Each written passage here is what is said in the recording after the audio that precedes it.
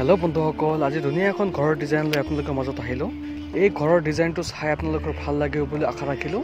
এই ঘৰখন RCC ঘৰৰ নিচিনা দেখা গৈ আছে যদিও এইটো এটা টিন শেড ঘৰৰ ডিজাইন হয়। এনেকুৱা ঘৰৰ ডিজাইন বনোৱাতে বহুত কষ্ট হৈ যায়। চেনেলটোত যদি নতুন আহে তেনেহ'লে প্লিজ ছাবস্ক্ৰাইব কৰিব আৰু কাষত থকা বেল আইকনটো প্ৰেছ কৰি ৰাখিব যাতে এনেকুৱা ঘৰৰ ডিজাইনৰ ভিডিঅ' পাবলৈ মিছ নহয়।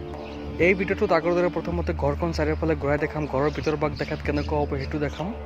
ঘৰখন বনোৱাতে কিমান টকা খৰচ হ'ব আৰু ঘৰখনৰ ড্ৰয়িং ক'ত আৰু কেনেকৈ পাব সেইবিলাক লৈ আপোনালোকৰ লগত বিস্তাৰিতভাৱে আলোচনা কৰিম। ভিডিঅ'টো প্ৰথমৰ পৰা শেষলৈকে চোৱাৰ কাৰণে অনুৰোধ কৰিলোঁ। গতিকে বেছি কথা নকৈ আহক আমি ভিডিঅ'টো আৰম্ভ কৰোঁ। এতিয়া ঘৰখনৰ ভিতৰখন দেখাত কেনেকুৱা হ'ব সেইটো আপোনালোকক দেখাম।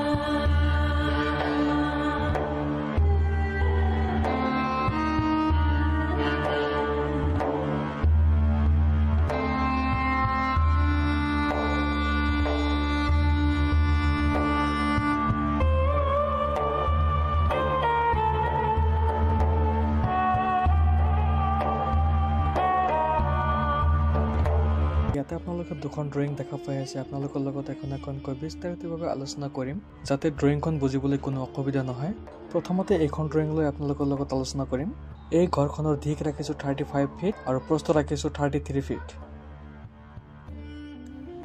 এই ঘৰখনৰ সন্মুখত দেখা পাই আছে সৰুকৈ এখন পোৰ্চৰ ব্যৱস্থা ৰাখিছো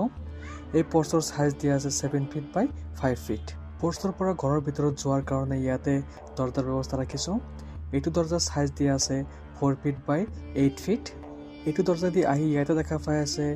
ড্ৰয়িং ৰুমৰ ব্যৱস্থা ৰাখিছো এইটো ড্ৰয়িং ৰুমৰ সাইজ দিয়া আছে এইটো ৱালৰ পৰা এইটো ৱালৰ মাজত দিয়া আছে 10 ফিট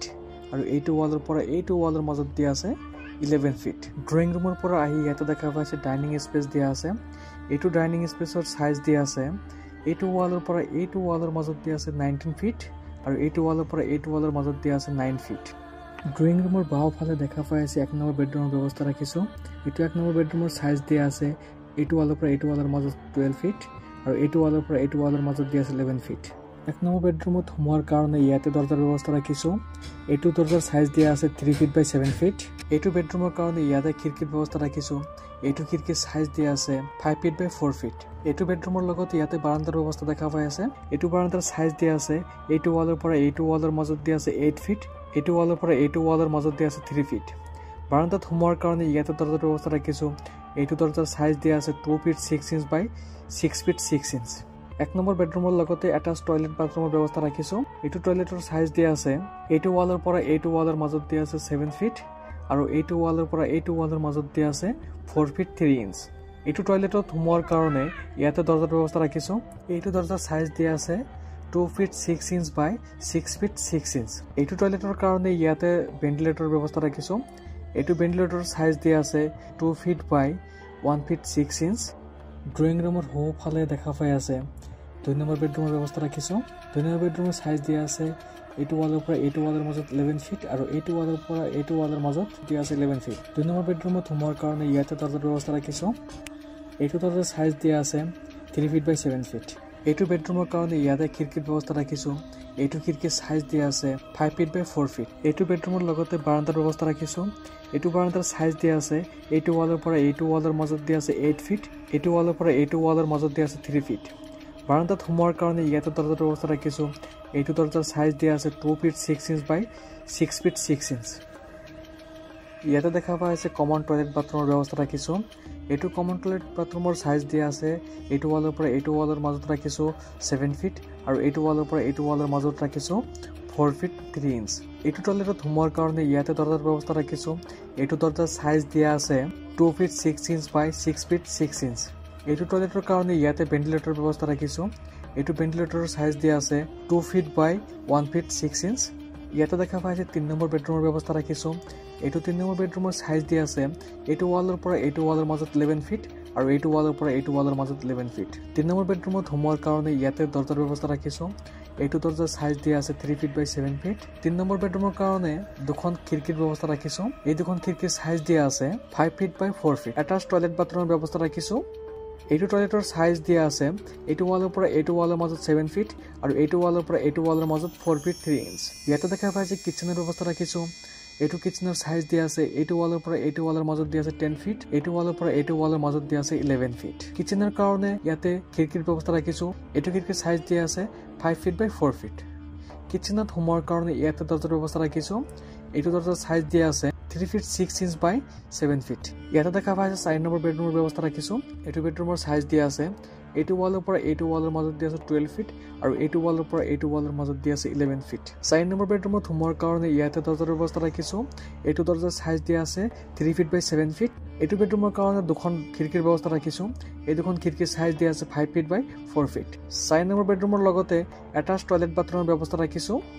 এইটো টয়লেটৰ সাইজ দিয়া আছে এইটো ৱালৰ পৰা এইটো ৱালৰ মাজত 7 ফিট আৰু এইটো ৱালৰ পৰা এইটো ৱালৰ মাজত 4 ফিট 3 ইঞ্চ এইটো টয়লেটত সোমোৱাৰ কাৰণে ইয়াতে দৰজাৰ ব্যৱস্থা ৰাখিছো এইটো দৰজাৰ সাইজ দিয়া আছে 2 ফিট 6 ইঞ্চ বাই 6 ফিট 6 ইঞ্চ ঘৰখন বনোৱাতে কত কত খুঁটা লাগিব সেইটো ড্ৰয়িং লৈ আপোনালোকৰ লগত এতিয়া আলোচনা কৰিম এইটো ড্ৰয়িঙত য'ত ৰঙা ৰং দেখা পাইছে সেই ঠাইবিলাকত আপোনালোকে এখন এখনকৈ খুঁটা দিব পাৰিব।